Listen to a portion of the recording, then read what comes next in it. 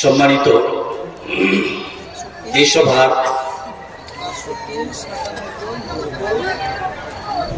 যোগ্যতম নির্বাচিত বিজ্ঞাপিত নির্ধারিত সভাপতি মহাশয়, মঞ্চে উপবিষ্ট ওলামায়ে কেরাম, তলবায়ে আজিজ, সম্মুখে বয়োজ্যেষ্ঠ বয়কনিষ্ঠ সমবয়স্ক বাবা ও ভাই সকল, পর্দানসীনের মা ও বোন সকল, সাইডের কচিকাচা বাচ্চা সকল, আমি আমার আলোচনার পূর্বেই সকলকেই জানাই আন্তরিক সালাম। আসসালামু আলাইকুম ওয়া রাহমাতুল্লাহি ওয়া বারাকাতুহু। আল্লাহ পাকের অশেষ শুকরিয়া যে আল্লাহ পাক আমাদের মতো কিছু সংখ্যক মানুষকে এলাকার বিভিন্ন জায়গা থেকে নির্বাচিত করে একটি গুরুত্বপূর্ণ দ্বীনি মাহফিলে সুষ্ঠু সবল শরীর নিয়ে আসার বসা, তার সাথে সাথে উলামায়ে কেরামদের মুখ থেকে কিছু হাদিস এবং কোরআন থেকে কথাবার্তা বলার এবং শোনার যে তৌফিক দান করেছেন,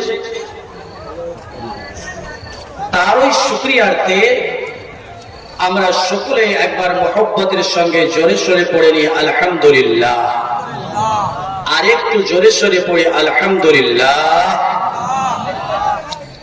তারপর পরে প্যারা নবী জনাবে মুহাম্মদুর রাসূলুল্লাহ সকলে পড়ি সাল্লাল্লাহু আলাইহি ওয়াসাল্লামের প্রতি অসংখ্য দরুদ ও সালাম শান্তির দ্বারা বর্ষিত হোক বলে আল্লাহুম্মা আমিন।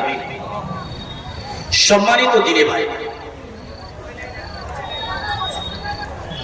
আমি আপনাদের সম্মুখে কোরআনে কারীম থেকে গুটি কয়েক আয়াত বা বাক্য পরিবেশন করেছি। তার সাথে সাথে ইবনে মাজাহ শরীফ থেকে একটি ছোট্ট হাদিস পরিবেশন করেছি। খুব লম্বা চওড়া আলোচনা নয়। আল্লাহ পাকের কাছে আমরা ফরিয়াদ করব, প্রার্থনা করব,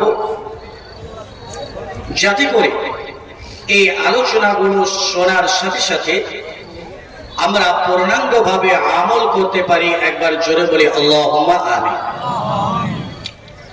সম্মানিত দিনী ভাই, আজকের আলোচনার পূর্বেই আমি আপনাদেরকে জিজ্ঞাসা করব গুটি কয়েক কথা, তবেই আমি আমার মূল আলোচনার দিকে এগিয়ে যাব। এমন জলসা, এমন দোয়ার মজলিসে আমরা অসংখ্য অজস্র গেছি। যদি এই সমস্ত জলসা এবং দোয়ার মজলিসগুলোতে আসার পরে আমাদের শুধুমাত্র শোনাটাই উদ্দেশ্য হয়ে থাকে, তাহলে পারে এই যে প্রায় 1-2 মাস আগে থেকে কমিটির ছেলেরা, যুব সমাজেরা যে প্রচেষ্টার পরিপ্রেক্ষিতে এই অনুষ্ঠানটাকে অনুষ্ঠিত করেছেন, এটা সম্পূর্ণটাই বিফল হয়ে যাবে। যেমন ভাবে বিগত দিনের জলসাগুলো আমাদের জন্য বিফল হয়েছে। বলবেন কেন?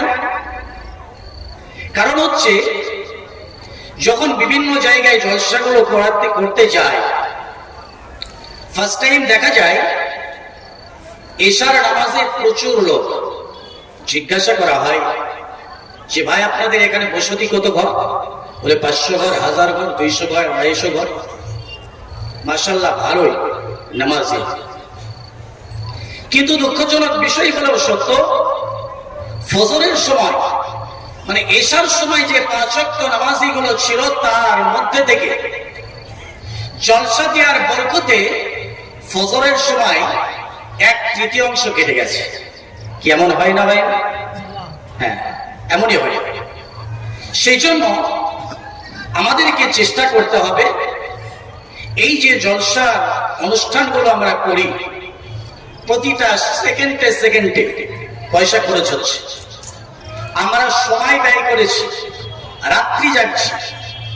এরপরেও যদি উলামায়ে কেরামদের কথাগুলো আমরা আমলের নিয়তে উদ্দেশ্যে না শুনি, তাহলে এমন হাজারো জলসা আমাদের জন্য বৃথা হয়ে যাবে। সেই জন্য আমরা যারা এখানে বসে আছি, আমরা প্রত্যেকেই নিয়ত করে নিই যে আল্লাহ পাক যেন আমাদের প্রত্যেককে এই হাদিস এবং কোরআনের আলোচনাগুলোকে পূর্ণাঙ্গভাবে আমল করার তৌফিক দান করুন। আর একবার বলে আল্লাহুম্মা আমিন।